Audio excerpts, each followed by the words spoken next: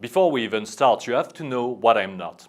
I'm not a copywriter. A copywriter is someone hired to write stories and scripts for commercials, for instance, or for very complex situations where you need to have a very powerful written statement. Copywriters are people I hire on a daily basis, but I'm not myself a copywriter. You will sometimes see as well the word digital storyteller. A storyteller is someone who tells story for a living. A copywriter is a storyteller as well. Digital meaning we are using the capacity of the internet now. And I'm not either a videographer, someone who would be paid to tell stories with videos.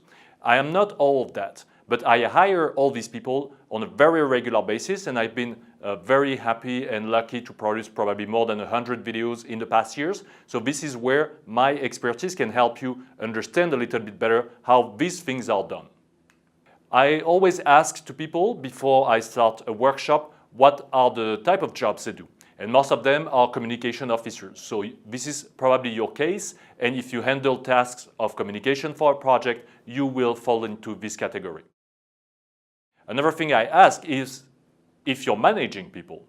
Because if you're managing people, it means that generally you can hire others to do the work and delegate tasks, or you have to do the task yourself. And a majority of the people I train have to do the tasks themselves. So I tailored this particular workshop and e-learning module so that you could do the task yourself. I also ask if people are trained in one of the fields of communication, advertising, and marketing. And most often people do not have background, academic background in that field, or have worked in agencies like a PR agency, advertising, or communication agency. So most often I have people who discover a little bit the fundamentals, the principles of communication as well. This is why I will go through all of them as I go through that particular module.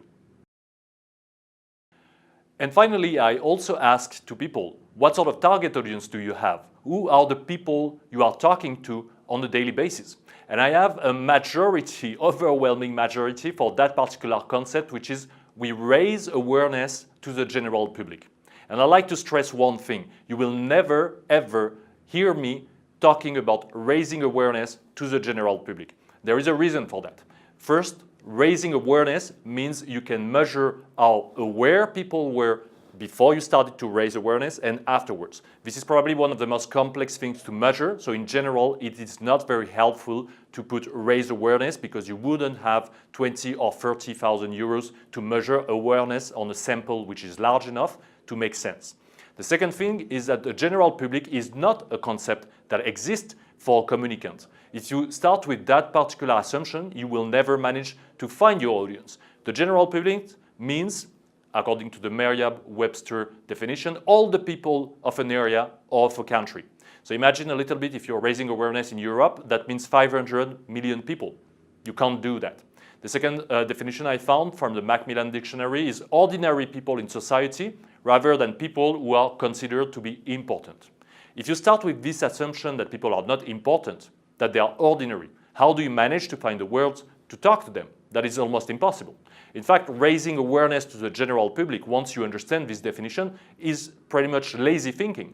If you put it somewhere, it means you don't want to make the effort to sub-segment your audience. So you will never listen to me telling that as a potential objective.